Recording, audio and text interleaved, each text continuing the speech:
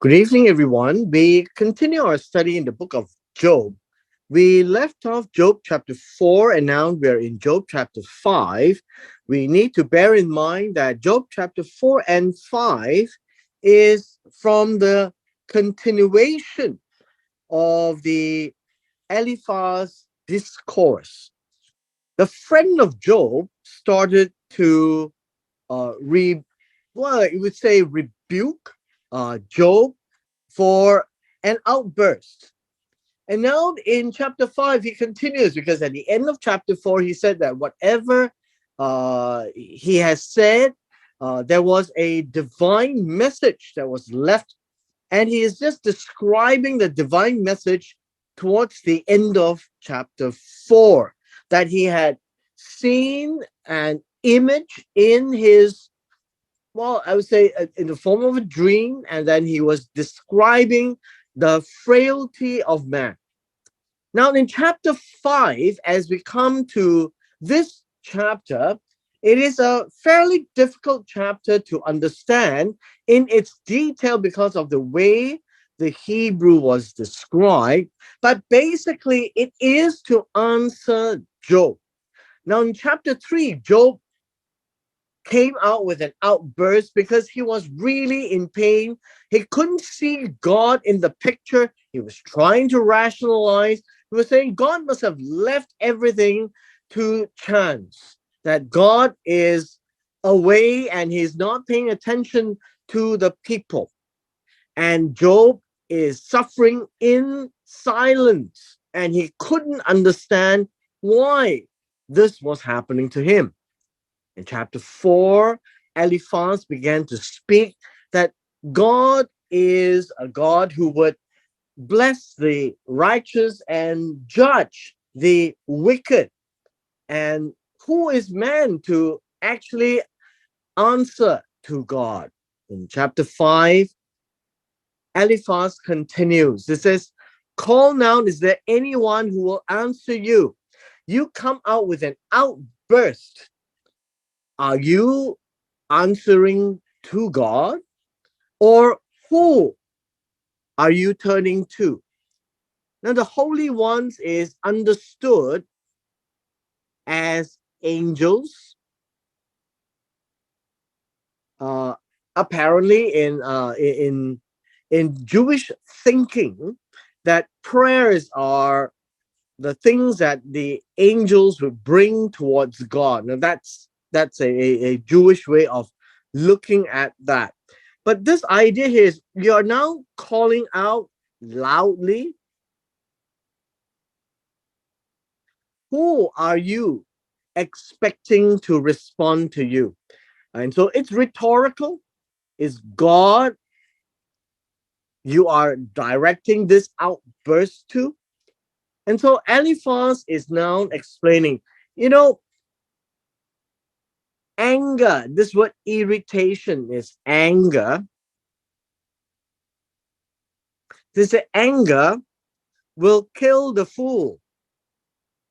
And jealousy, and this word jealousy brings death to the simple.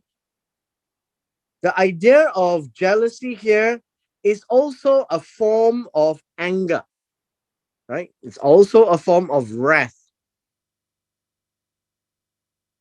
So it says here, anger will kill the fool, and wrath will bring death to the simple. And it is to remind Job that anger to God is disastrous. It has no meaning, and it will just bring doom. I have seen the fool taking root, and I curse his home immediately.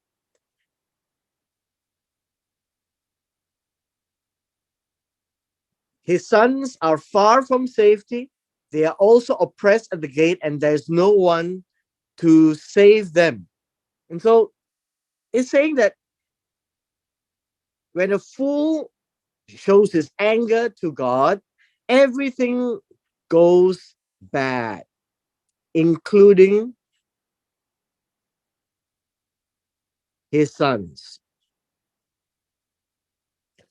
So the idea here that uh, Eliphaz is trying to express is it there is no merit to have an outburst against God. Remember, the chapter 3 all the way to the end of chapter 42, verse 6 is written in a poetic language. Verse 5, the hungry devour his harvest, and it takes its place, take it to a place of thorns. There is a problem with this translation here. And the schemer is eager for their wealth. Uh, Verse 5 has a bit of challenge here. The hungry will eat his harvest. This word here is to eat. And he will take it from the one saved from his weapons. Now, this is not to a place of weapons or thorns, right? Uh, this word here is weapons. So he will take it from the one saved from his weapons. Take it from the ones saved from his weapons. And the one who is, this one is thirsty,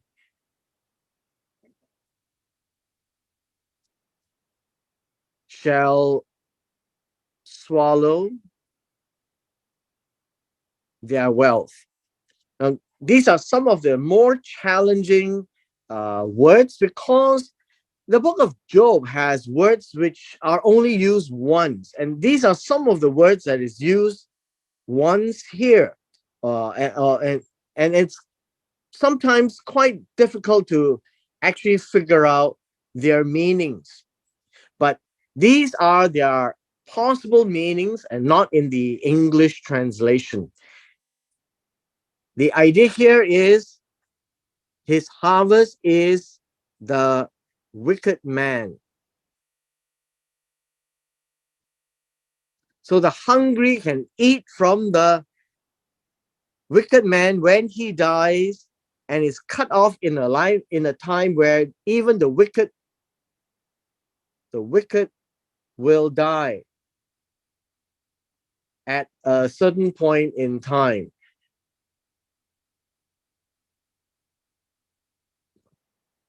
Some very difficult words to translate. So it says, for disaster does not come from the dust, nor does trouble sprout from the ground. Uh, this is merely saying that even when trouble happens, it is natural. So trouble is natural. For man is born for trouble as sparks fly upwards. So this idea here is, it is to say that there is always a chance for man to sin and hence see trouble.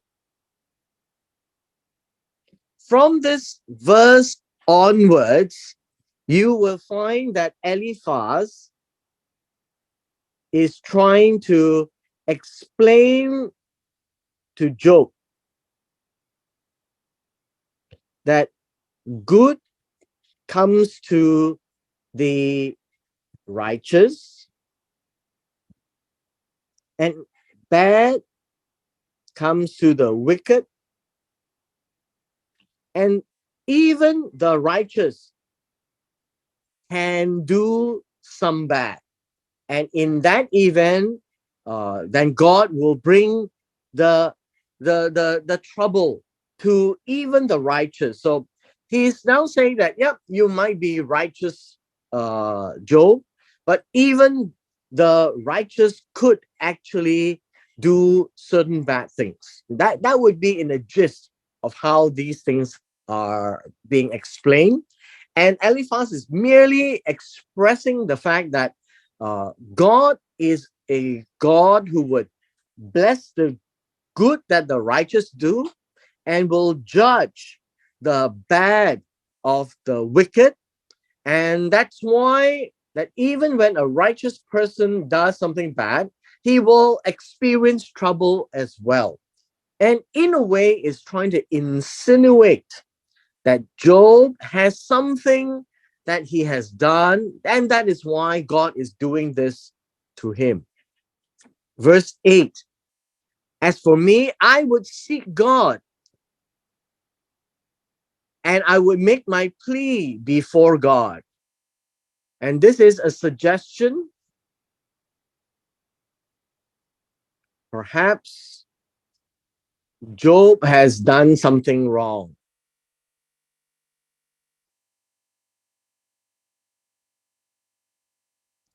Now, these are words from a friend, and in principle, it is not wrong that God is the ultimate judge. And at times where of trouble, they would see it as being originating from God because of certain sins that they would have committed. And that is how Eliphaz is looking at Job. And so go seek God.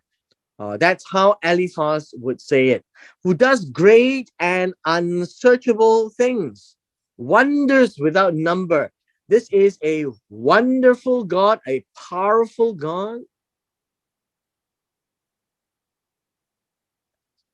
And this is the God who gives rain on the land. This one is the land. And in verse 10, he says, and he sends waters. This is not on the fields.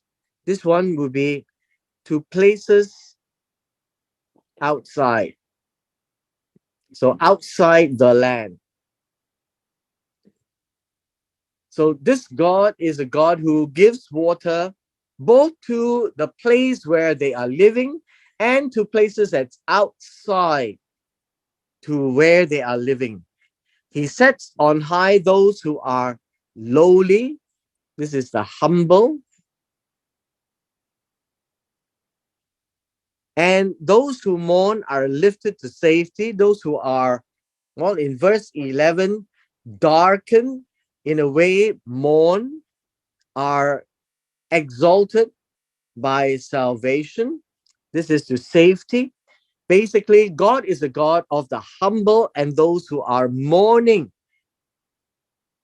God hears them. And this is the background of where Eliphaz is explaining to Job. God is great, right? God is the one who is going to listen to us. So seek Him. Verse 12, God frustrates the scheme of the crafty. That's to tell us that God really prefers the humble, not the ones who is thinking only about themselves. The schemes of the crafty cannot attain success. It seems that their view of God is that God can stop their progress. God captures the wise by their own craftiness.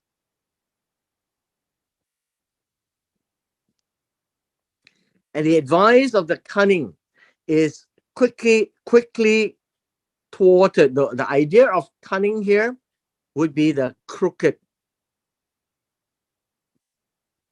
Verse 13. This is the twisted. Verse 14.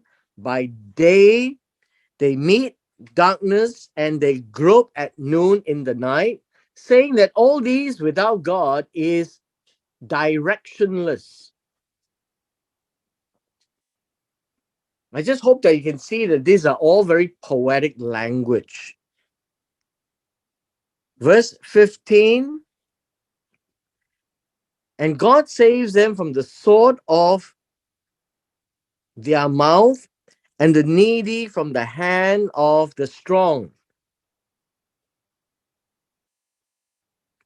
And so the idea here uh, is that the poor, the humble,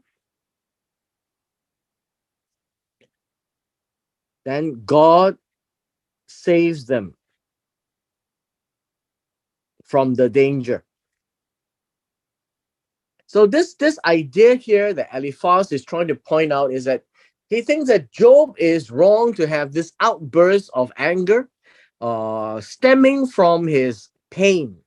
And he's trying to explain to Job that God is the God who would bless the good of the righteous. And in the event the righteous does something wrong, God does judge and punish. And so this is likely to have come from that angle. It says the helpless has hope. Now, this word helpless is actually the poor. The poor has hope, and injustice has shut its mouth. So God is always looking after the poor, the helpless, the weak. And in this case, Job has turned from somebody who is very rich to become somebody who is very poor. And in so doing, I guess you could say that it is indirectly referring to Job. Don't worry, God is going to watch you. So behold, happy or happiness is the person whom God disciplines, whom God reproves. So do not reject the discipline of the Almighty. Now, this word Almighty is Shaddai,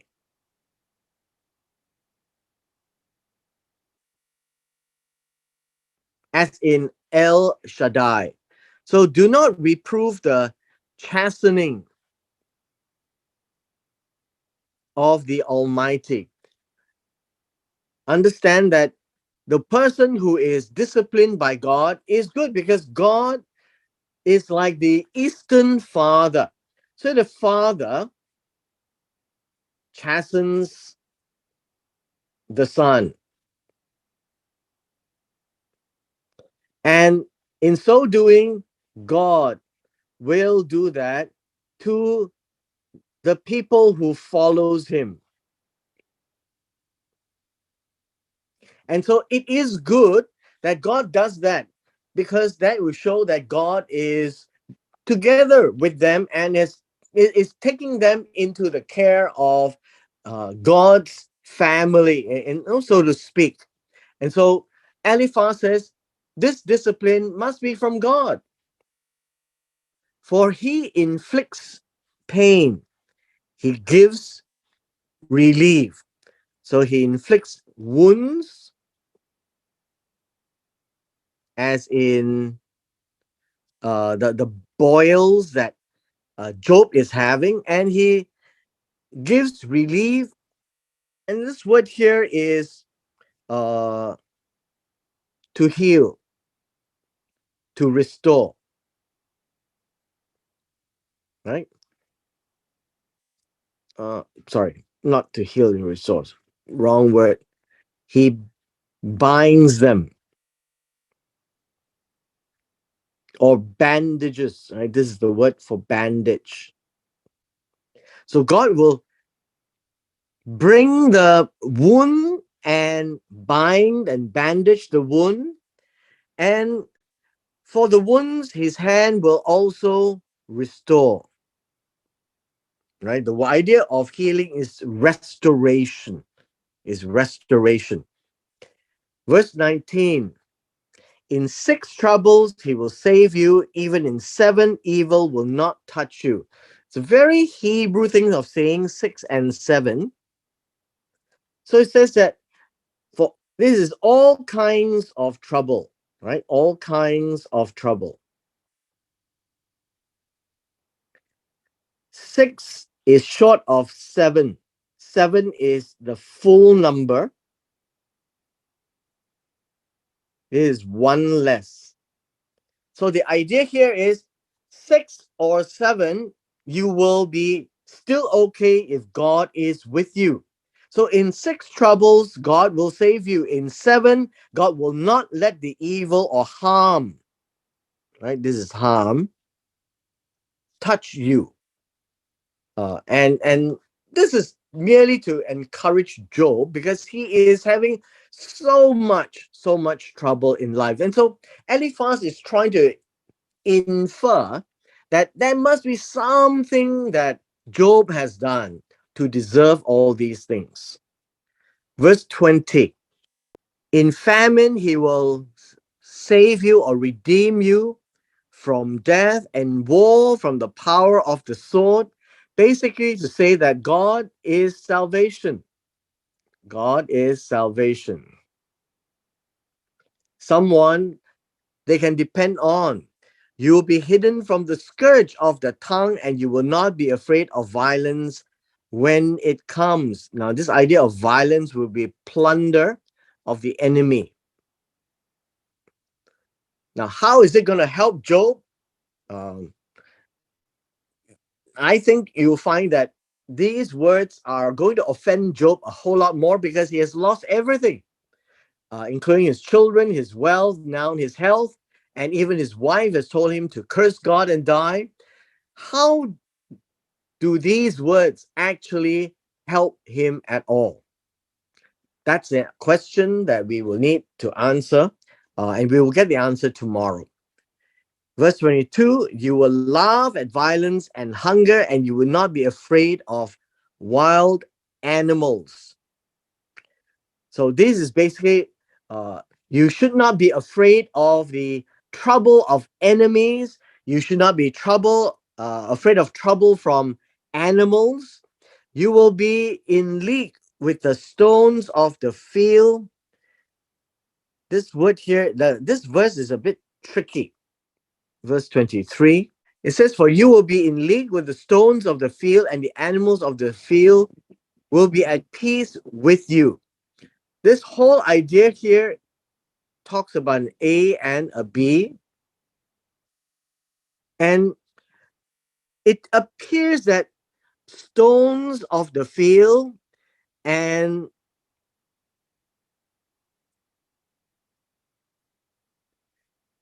the wild animals, this will be wild animals. They're all one and the same. All kinds of wild beasts. You will have peace, right? You will have peace. You will know, if you know God, you will know that your tent is secure. There is peace in your tent. Your tent is secure. Have shalom. So maybe secure is not as good a word to translate, for you will visit your home and have nothing missing. So basically, even when all the animals and the enemies come, everything will be fine, right? Everything will be fine. Verse 25, and you will also know that your descendants will be many, and your offspring as the grass of the earth. This will be to say that, well, you will know one day that you would have many offsprings. But how does this help console Job, where his sons and daughter, right? Daughters, all 10 of them gone. What offspring are we talking about? What grandchildren are we speaking of? Now, we will see this in chapter 42, but at this point in time, there is none. In the eyes of Job, all these words have no meaning. You will come to the grave at a ripe age, like the standing of grain in its season, that you will die at die at the fullness of time. Now, in the Eastern thinking, it is a blessing when somebody lives a long life in its fullness of time, not before. Now, how does one determine fullness and before? It appears that it is from the average age when a person lives to somewhat long in life. In our modern day, would be like no in the 80s, 90s, 100, but in the days of Job, it will be even beyond that. So you say you would die in that because a person who trusts God is like that. And so, behold this, we have investigated it. What is it?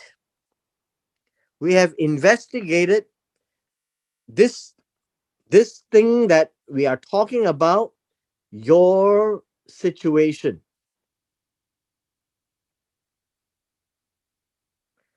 And so it is. This is the conclusion. Hear it and know for yourself. And so let me explain as a conclusion. This God will punish the sins of the righteous. And so do not be angry with God. It must be something that you have done. And the way that God works is that God really takes care of his people, and will protect you, and you will have children, and you will die at an old age. Now, that is great from an academic viewpoint. So, all this is what I would call academic. Meaning, if you are not talking to anyone who is suffering, that would be good lessons to learn about God. But when somebody is suffering and tormented in this way as Job, these words are not encouraging at all, even though from an academic viewpoint, principally they may sound correct, but it does not sound empathetic nor sympathetic to a person who is undergoing in tremendous stress and pain at this point in time. He's not looking at long life. He's actually looking at why is he still alive. He is not looking forward to grandchildren because he has no children. And so he's not thinking of anything of these sort of what Eliphaz is saying. But the principle that Eliphaz is suggesting that it is because you have done something wrong, Job. That is why these things are happening. And so that would be his conclusion of Eliphaz. And that concludes chapter 5 for today.